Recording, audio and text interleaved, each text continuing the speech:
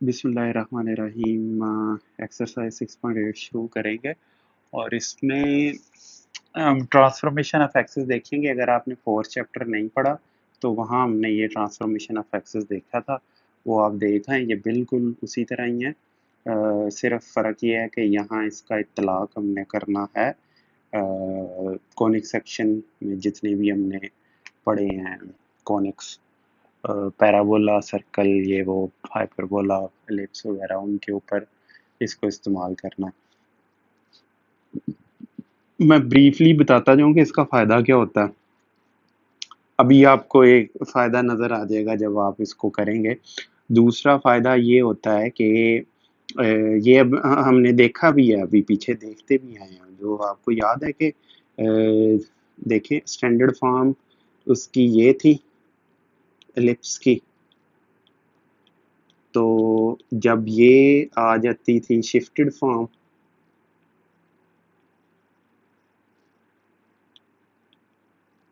तो क्या करते थे हम, इसे कह लेते थे कि ये कैपिटल एक्स और वाई के इक्वल है, ये कैपिटल एक्स और ये कैपिटल वाई के इक्वल है। तो उसका फ़ायदा ये क्या होता था, क्यों ये कैपिटल क्यों हम पुट कर रहे हैं कि अब जो वो ट्रांसफर्स एक्सिस, नहीं एलिप्स में तो नहीं होते ना, एलिप्स में major axis, minor axis, foci और ये वो इजीली हम डिटरमिन कर पाते थे। जहां हम कहते थे जी के ये x is equal to C over E square है, वहाँ capital X is equal to C over E square है। बजाय इसके कि सीधा आपको कोई कहे कि अच्छा जी अब ये एक्स आ गया इधर, तो अब इसमें ये टू ऐड हो जाएगा, तो अब ऐड करना, सब्ट्रैक्ट करना, वो एक सरदर्द बनी रहती। तो आप कैपिटल एक्स पुट करें और वहाँ से आप एक्स की वैल्यू पुट करें तो काफ़ी सहूलत हो जाती है, कन्फ्यूजन ख़त्म हो जाती है। तो एक ये फ़ायदा। प्रैक्टिकल लाइफ में भी इसके बहुत सारे फ़ायदे हैं। एक हमने एडवांस लेवल पे ये मशीन्स जो है ना, एसी मशीन्स, ये मोटर्स जो 3 फेज़ मोटर्स होती हैं, वो उसका सब्जेक्ट हमने पढ़ा था। उसमें ये इस्तेमाल होता है इस तरह ट्रांसफॉर्मेशन के जो 3 फेजेज़ हैं, वो 3 साइनोसाइडल उसमें करंट्स और वोल्टेजेस होते हैं। तो उनमें हम ट्रांसफॉर्मेशन लगा के ना 3/3 मैट्रिक्स की, क्योंकि इसकी जब मैथमेटिकल मॉडलिंग की जाए 3 फेज एसी मशीन की, तो 3/3 के मैट्रिसेस मिलते हैं। उनमें से लगा के उनके ऊपर इस तरह की ट्रांसफॉर्मेशन के ये 3 फेज जो साइनोसाइडल वोल्टेजेस हैं, उन्हें हम कन्वर्ट कर लेते थे 2 डीसी वोल्टेजेस में। 2 डीसी वोल्टेजेस में कन्वर्ट करने का फ़ायदा ये होता था कि जहाँ अब हमें 3 वेरिएबल किस्म के वोल्टेजेस और करंट्स से डील करना पड़ता था, अब हमें सिर्फ और सिर्फ 2 डीसी कांस्टेंट वोल्टेजेस और करंट्स वगैरह से डील करना पड़ रहा है। तो इतना फ़ायदा हो जाता था इसका। तो इस तरह की ये प्रैक्टिकल लाइफ में ट्रांसफॉर्मेशंस का काफ़ी फ़ायदा होता है। जैसे आप 3 फेज़ में प्रोड्यूस करने का, बिजली 1 फेज़ में भी तो प्रोड्यूस की जा सकती है ना, लेकिन 3 फेज़ में प्रोड्यूस करने का ये फ़ायदा होता है। आपने लाइन्स देखी हैं कभी जो होती हैं, ये ट्रांसमिशन लाइन्स बड़े-बड़े खंभों के ऊपर, वो 3 वायर्स होती हैं उनमें, ठीक है? 3 वायर्स में ट्रांसफ़र किया बिजली को, एंड पे आके वो 4 वायर्स बन जाती हैं। आखिर में ये चौथी वायर जो थोड़ी-सी ना पतली होती है, जब डिस्ट्रीब्यूशन घरों में डिस्ट्रीब्यूट हो रही होती है तो 4 वायर्स बन जाती हैं। तो इसका फ़ायदा ये 3 वायर्स का ये होता है। अगर सिंगल फेज़ में करें ना, तो हर फेज़ के लिए 1-1 वायर, इस तरह 6 वायर्स चाहिए होंगी, जबकि 3 फेज़ में 3 वायर्स हमें चाहिए होती हैं ट्रांसफ़र करने के लिए बिजली। तो जो बिजली हमें 6 वायर्स के साथ ट्रांसफ़र करनी पड़ती है, वो 3 के साथ कर लेते हैं, तो डबल बचत हो जाती है वायर्स की। और इतने बड़े लेवल पे जब बचत होगी, तो वो बहुत ज़्यादा बचत होगी। तो ये इस तरह के मतलब फ़ायदे होते हैं, यानी कि उस केस में हमें सिंगल फेज़ को हमने 3 फेज़ में कन्वर्ट किया, या प्रोड्यूस ही 3 फेज़ में की बिजली और उसको ट्रांसपोर्ट करवाया। अब मंगला तरवेला डैम से लाहौर या किसी और बड़े शहर में जानी है, तो हज़ारों सैकड़ों किलोमीटर का डिस्टेंस ट्रैवल करना है। तो उसमें जब अगर आपकी डबल वायर बचेगी, तो कॉपर या एल्यूमीनियम का कितना फ़ायदा होगा। तो ये जस्ट एक प्रैक्टिकल एग्जांपल है। इस तरह ये ट्रांसफॉर्मेशन के बहुत से फ़ायदे होते हैं। अब ये ट्रांसफॉर्मेशन आपने 4th चैप्टर में पढ़ी है, कोई भी मुश्किल नहीं है। यहाँ पर देखें कि जैसे ये शिफ्ट होता है तो स्मॉल एक्स की जगह एक्स प्लस ये कैपिटल एक्स जो है ना एक्स माइनस एच और कैपिटल वाई वाई माइनस के इक्वल है, जो कि ओरिजिन एच और के से शिफ्ट हुआ है।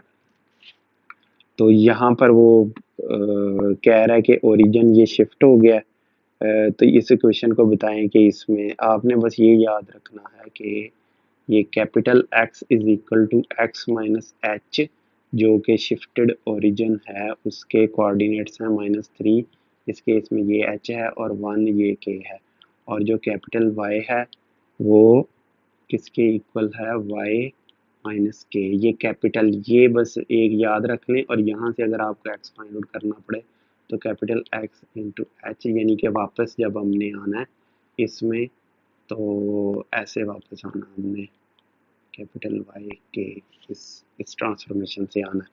तो यहाँ पर x की जगह हम ये था -3 transform the equation refer to as the origin, x is remaining parallel to the old axis। अच्छा ये देखें ना, small x is equal to x plus H, तो h इधर क्या है -3 है, तो इसलिए x -3 हो गया, y is equal to y plus k, तो k इधर 1 हो गया, तो y is equal to capital Y plus 1 है। अब ये ट्रांसफॉर्मेशन इसमें पुट कर दें तो यहाँ पर आप देखें इसकी ट्रांसफॉर्मेशन की का फ़ायदा क्या हुआ, ये वाली टर्म्स -8y प्लस 17 ख़त्म हो गया। अब हमें ये पता चल गया कि ये पैराबोला की इक्वेशन है। यहाँ से पहचानना इसको मुश्किल काम था कि ये पैराबोला की है या किसकी है। वैसे तो पता चल रहा है कि वाई स्क्वायर नहीं है, पैराबोला ही होगी, लेकिन फिर भी अब ज़्यादा इजी हो गया यहाँ पहचानना। और फ़र्ज़ करें इधर एक्स और वाई स्क्वायर की भी टर्म है तो पता नहीं चलेगा कि ये पैराबोला है या हाइपरबोला है या एलिप्स है। तो एक ये फ़ायदा हुआ। दूसरा वो मैंने अभी आपको एक्सप्लेन किया कि उसके डायरेक्ट्रिसेस, वर्टिसेस, फोकाई वगैरह फाइंड आउट करना इजी हो जाता है। अब यहाँ पर है by transforming the equation refer to the new origin the next is remaining parallel to the first degree terms are removed, find the coordinates of new origin and इतना। अब वो कह रहा है कि ये इस तरह ट्रांसफॉर्मेशन करो कि ये ना ख़त्म हो जाए, 4x ख़त्म हो जाए 8y, और ये सिर्फ वही स्क्वेयर्स वाली टर्म हमारे पास रह जाए। तो ठीक है, हम ऐसे करते हैं कि x को x capital X plus H और y को कैपिटल Y प्लस के से रिप्लेस कर देते हैं। H K is to be chosen that the first degree terms are removed, ये फर्स्ट डिग्री टर्म्स 4x और 8y ख़त्म हो जाएं, तो ये 8k प्लस 8 0, और ये सारे जो है ना 2h माइनस 4 ये 0 हो जाए, तो h 2 और k -1 है। और यहाँ पर अब जब आप इसको इसमें पुट करेंगे तो अब आपके पास ये इक्वेशन आ जाएगी, और ये इक्वेशन आपको पता है एलिप्स की है। 4 उधर ले जाएं, 4 को डिवाइड कर दें फिर दोनों तरफ से, ये X square plus 4 X square divided by 4 plus capital Y square divided by 1 हो जाएगा, जो कि एलिप्स की एक इक्वेशन है। अब रोटेशन ऑफ एक्सिस क्या है, रोटेशन ऑफ एक्सिस कहाँ पर इस्तेमाल होगा। अभी तक देखें हमने जो भी जो स्टैंडर्ड फॉर्म्स थी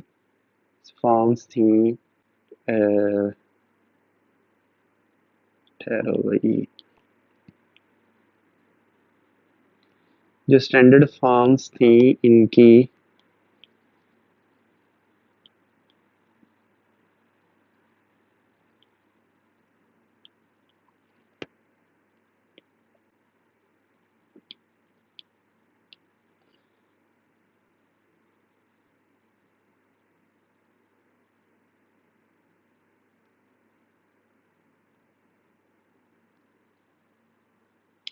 वो सारे के सारे जो हैं वो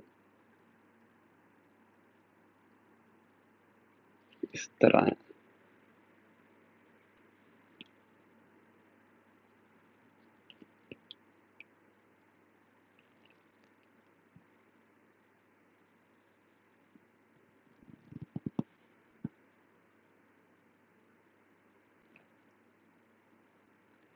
अच्छा, और ये हाइपरबोला।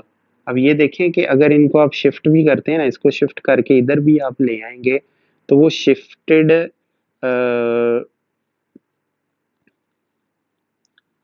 वो उनको शिफ्ट करके आप वापस ला सकते थे। फर्ज करें ये सर्कल अगर इधर है, ऐसे शिफ्ट किया हुआ है, तो इसे इस तरह पकड़ के आप बस इधर ले आएंगे तो ये अपनी ओरिजिन इसका आ जाएगा, 0 0 के ऊपर इसका ओरिजिन आ जाएगा। इसको अगर ये है तो बस यहाँ पर इसको पकड़ के रोटेट करने की जरूरत नहीं है, सिर्फ इसको शिफ्ट करने की जरूरत है। लेकिन अगर फर्ज करें कोई पैराबोला या एलिप्स इस तरह का है,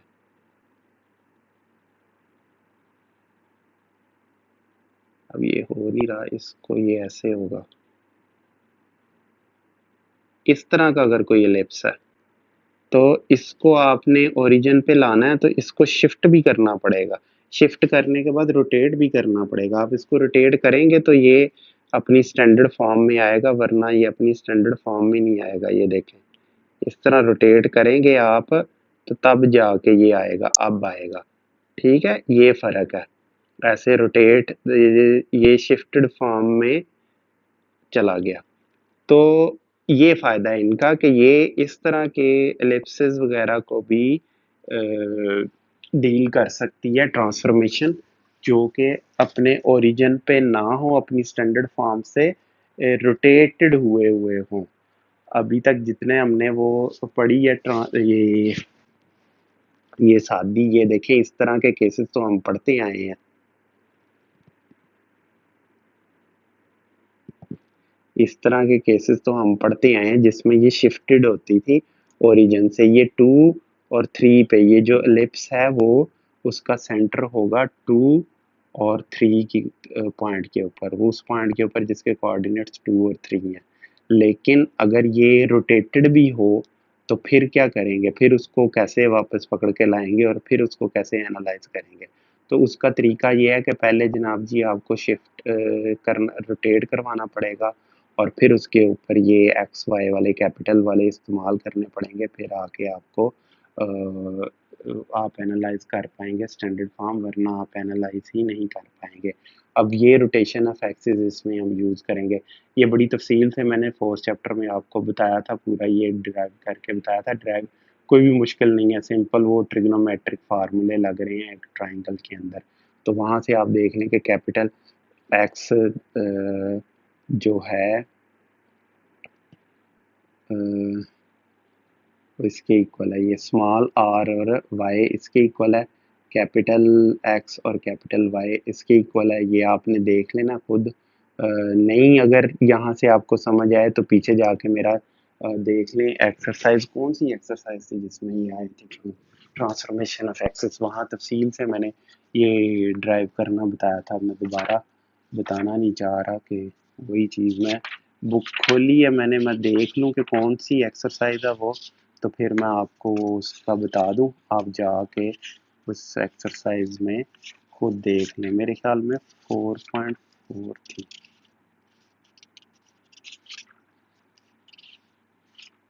4.2 थी, 4.2 थी, याद आ गया मुझे। हाँ जी, 4.2 में रोटेशन ऑफ एक्सिस, 188 पेज आपकी बुक का। ठीक है जी, उसमें ये हमने किया और रोटेशन ऑफ एक्सिस भी वहाँ पे यूज़ किया हमने, और वो अब इस्तेमाल होगा। 4.2 एक्सरसाइज जाकर देख लें, वहाँ पर ये एक्सप्लेन किया मैंने। अब बस आपने ये याद रखना है, ये इक्वेशन याद रखनी है बस, ये इक्वेशन आपने याद रखनी है। ये पूरे इस एक्सरसाइज में ये इस्तेमाल होगी। अब ये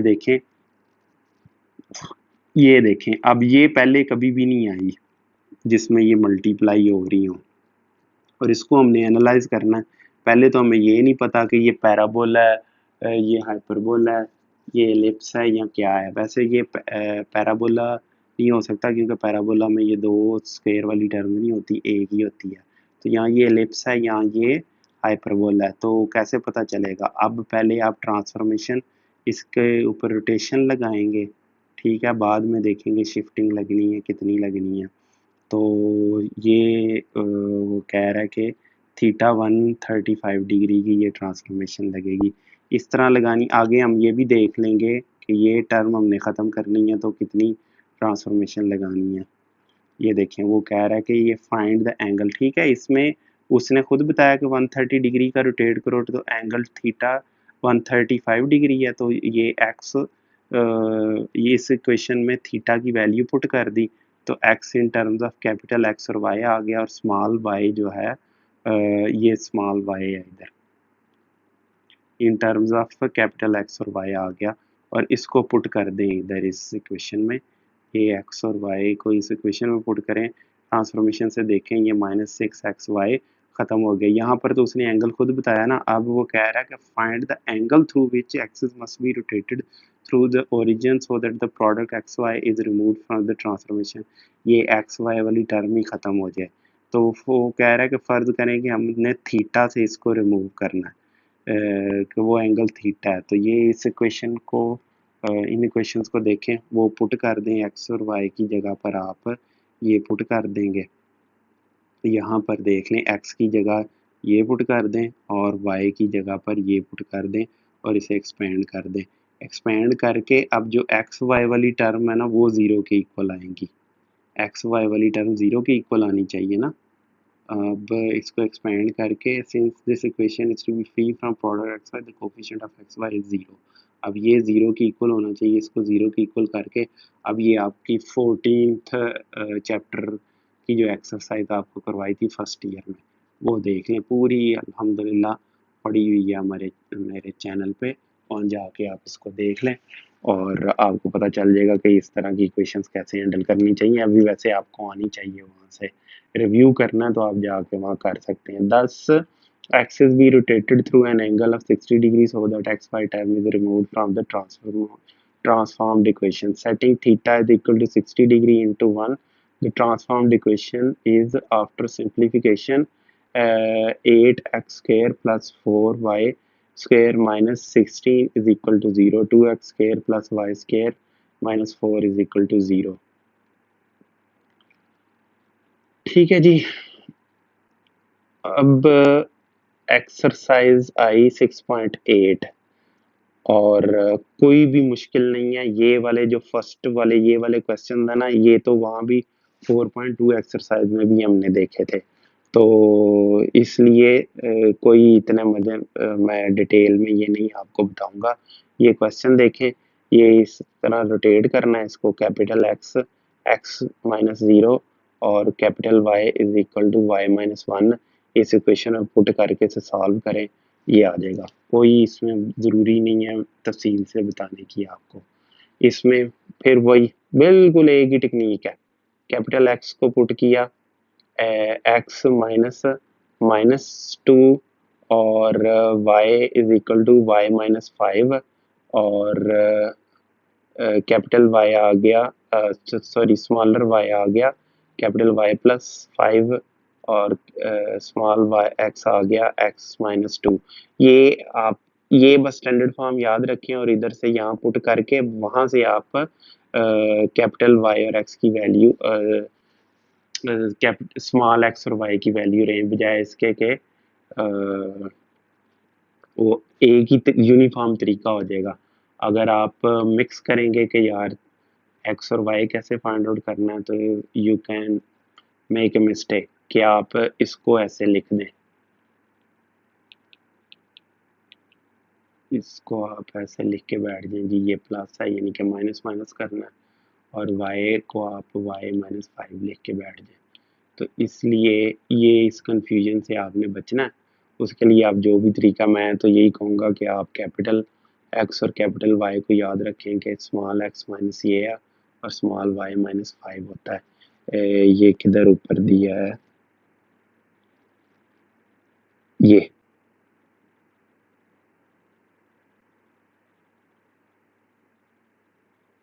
capital X is x minus H, capital y is y minus के, ये, और उधर से आप x और y की वैल्यू फाइंड आउट करके इसमें पुट कर दें, सिंप्लीफाई करें तो ये आ जाएगा आपके पास।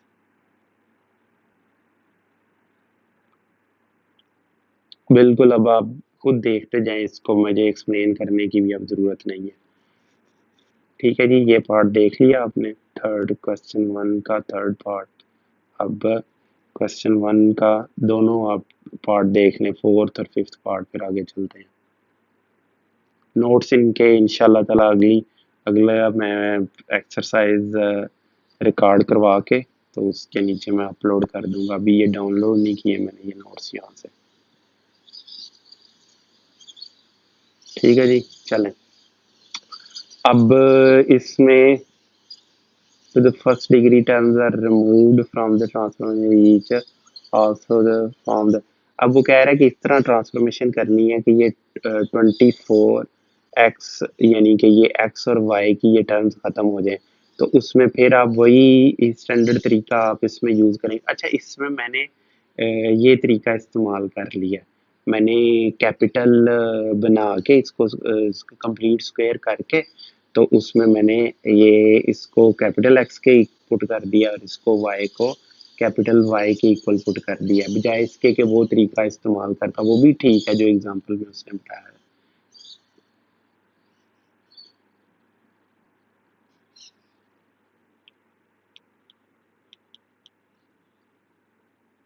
मेथड 1 इसे कह लें आप। ये मेथड 2 जो है वो ये है कि आप इधर capital x x minus H और कैपिटल वाई वाई माइनस के ये पुट कर दें।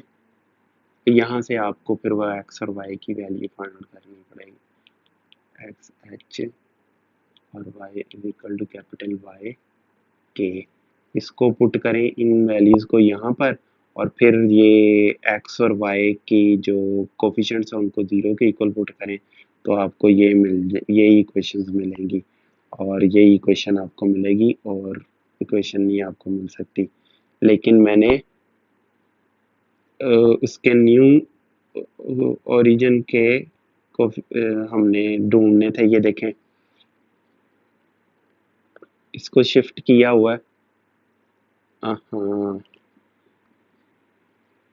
ये होंगे 4 और -3।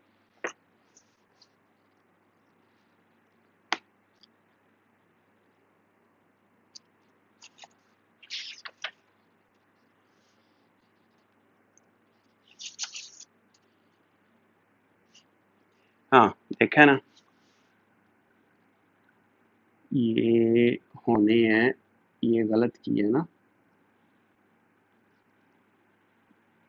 ये आएंगे -4 और 3। ये देखें जो एक्सेस है ये वाला, ये -4 से शिफ्ट किया और ये +3 से शिफ्ट किया। कैसे भला, ये याद रखें। देखें ये जो 0 0 पर होता है ना, यहाँ से जो शिफ्ट करके आ गया है, फर्ज करें 1 और 2 के ऊपर, इसका मतलब है कि ये x-1 शिफ्ट दिया गया है इसमें, और y वाली जो है वो -2 शिफ्ट दी गई है। ये इस तरह होता है। ठीक है जी, तो ये इसके इक्वल है, और हमने इसको इधर कर लें। इसका मतलब है कि x is equal to capital X -4 जो कि h के इक्वल है, और y is equal to capital Y +3, और ये k के इक्वल है, ये h के इक्वल है और ये k के इक्वल है। चलें, ये याद रखिएगा। ये देख लें मेरे से भी गलती हो गई है, ये गलती हो जाती है। इस तरह की ये छोटी चीज़ें हैं, इनको बड़ी अच्छी तरह करते हैं कि ये भूले ना आपको।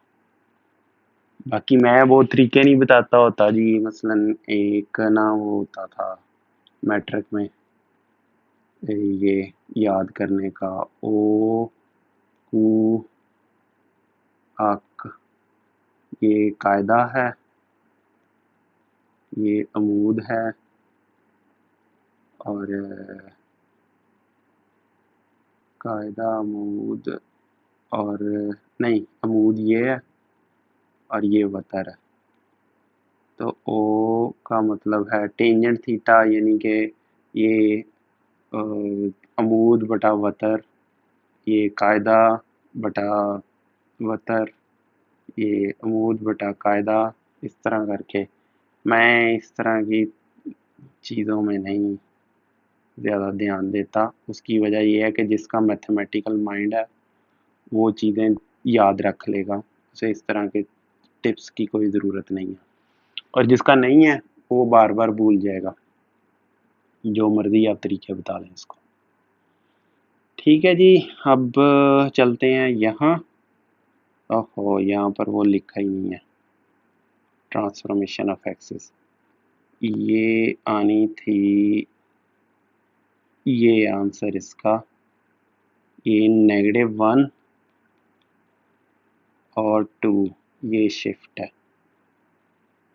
ठीक है जी, अब आप इसकी मर्ज़ी कि आप ये मेथड लगा लें, मेथड 2, या जैसे मैंने किया वैसे लगा लें। एग्ज़ाम्पल में वैसे उसने मेथड 2 किया हुआ, मेरे ख्याल में ये भी ठीक है, कोई इसमें मसला नहीं है।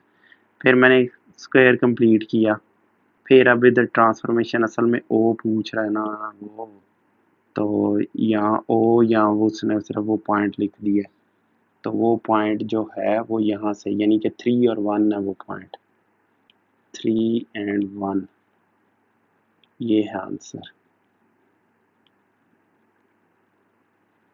अब ये आया, अब वो इसको ट्रांसफ़र करवा रहा है theta is equal to 40 degrees पे, इसको करवा रहा है theta is equal to arc tan two.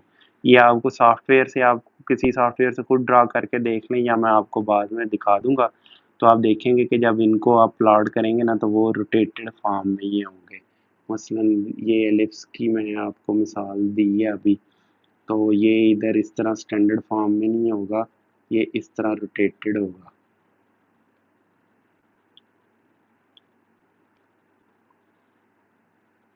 ये है, और इसमें थीटा 45, एक्स की वैल्यू ये पुट की है।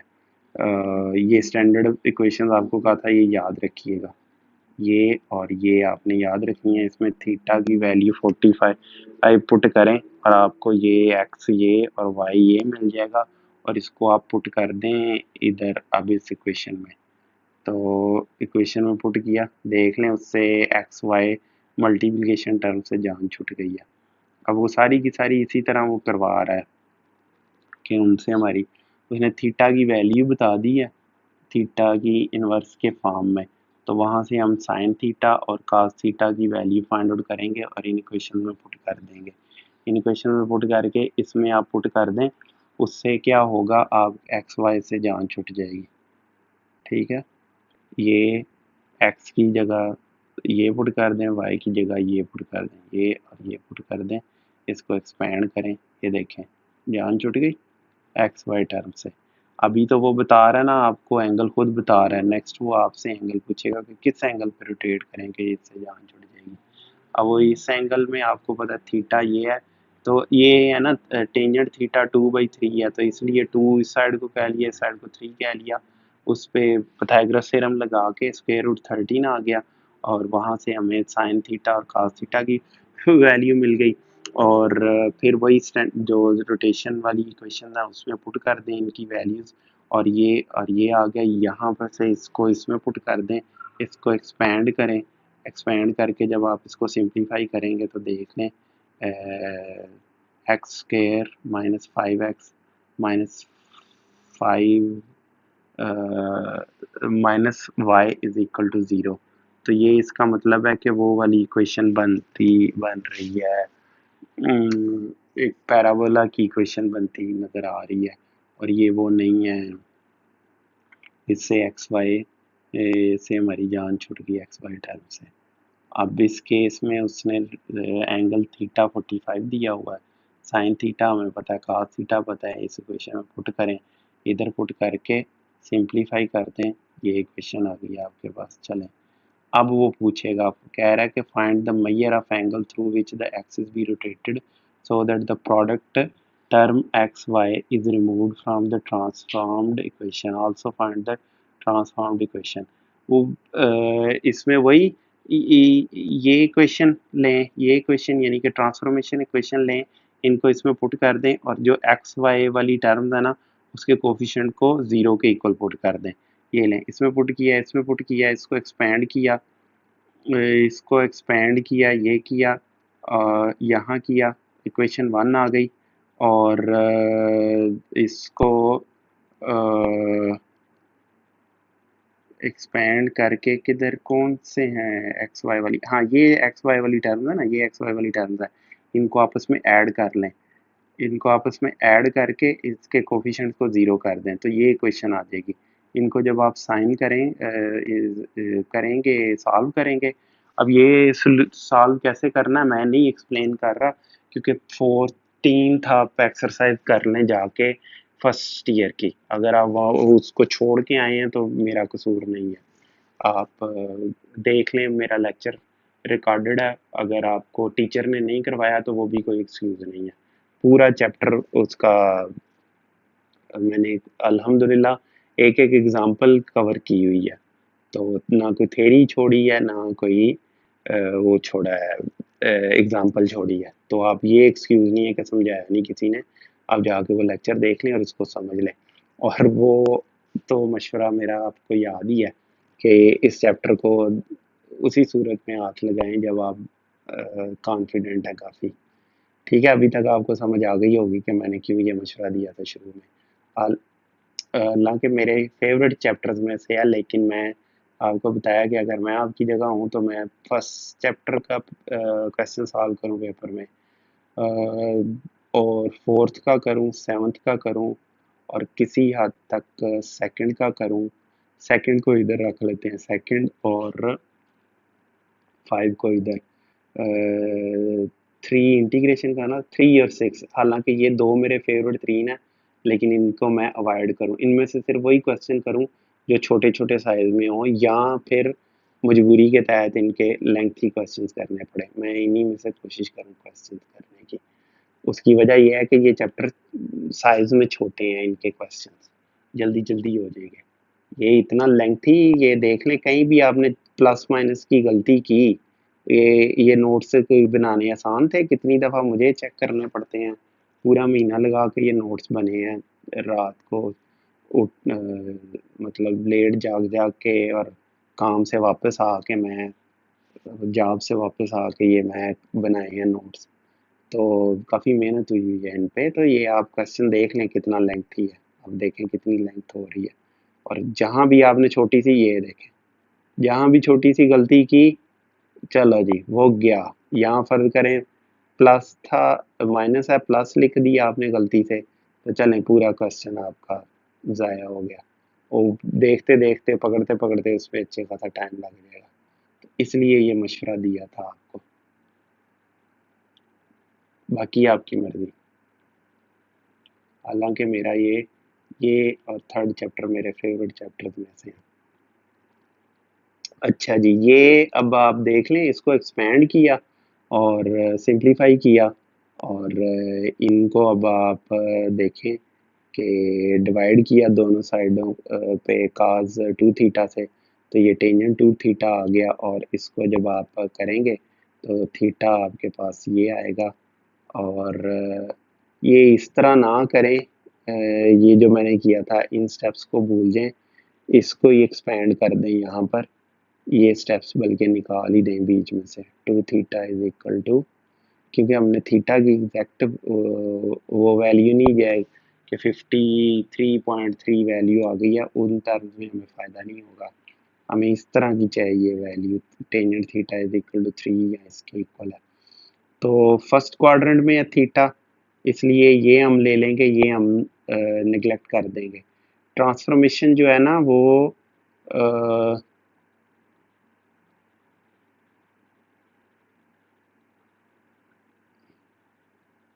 ये दोनों ही है ना, दोनों ही है इसमें से, तो हमें एक चाहिए तो हमने ठीक है फर्स्ट क्वाड्रेंट ले लिया हमने, सेकंड दूसरी ऑप्शन निगलेक्ट कर दी है हमने। सिर्फ ये एक्स वाई टर्म से ही जान छुड़वानी है ना, तो अगर एक एक एंगल से ही छुट रही है तो ठीक है, क्यों हम दूसरा एंगल को कंसिडर करें।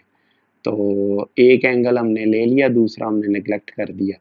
तो इसको जब आप फर्दर आगे चलेगा क्वेश्चन, और वहाँ से हमने sine theta cos theta find out किया, और टेंजेंट थीटा 3 तो पहले ही हमें मौजूद है। इक्वेशन 1 में अब आप दोबारा पुट कर दें, कौन सी थी इक्वेशन 1, ये है इक्वेशन 1।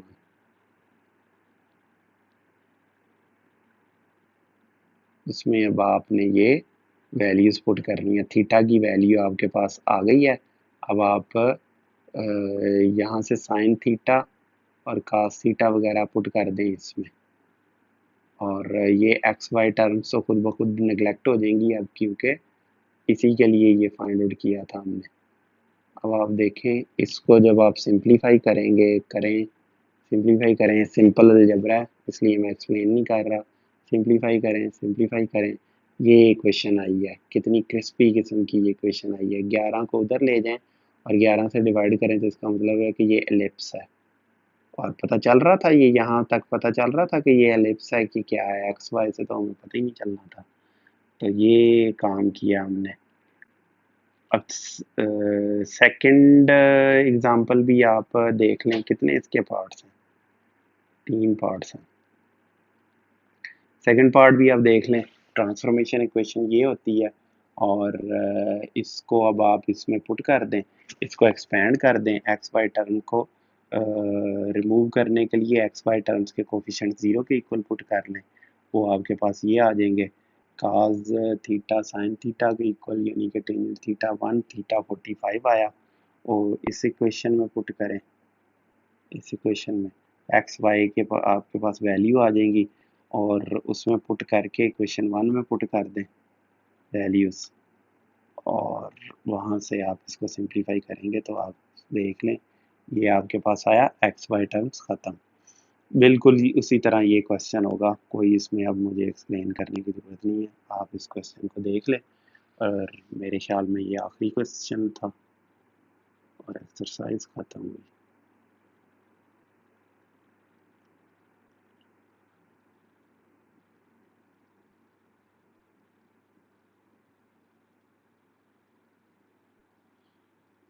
चलें जी, अब एक्सरसाइज 6.9 शुरू करेंगे नेक्स्ट लेक्चर में। इजाज़त दीजिए, अस्सलाम वालेकुम, अल्लाह हाफ़िज़।